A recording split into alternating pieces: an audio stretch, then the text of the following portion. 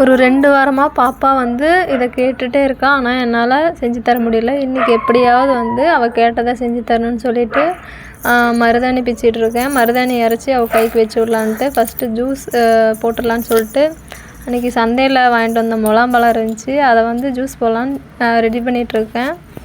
Juice போட்டாச்சு. First எல்லோரும் குடிச்சிட்டு அப்புறமேலுக்கு மருதாணி வச்சு விடலாம் அப்படின்னு சொல்லிட்டு ஊற்றிட்டுருக்கேன்.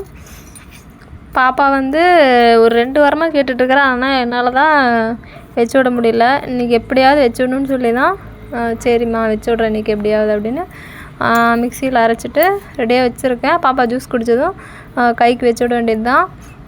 அழகாக செவக்குமான்னு கேட்டுகிட்டே இருந்தா பாப்பா. செவக்குமா அப்படின்னு சொல்லி சொன்னோம்.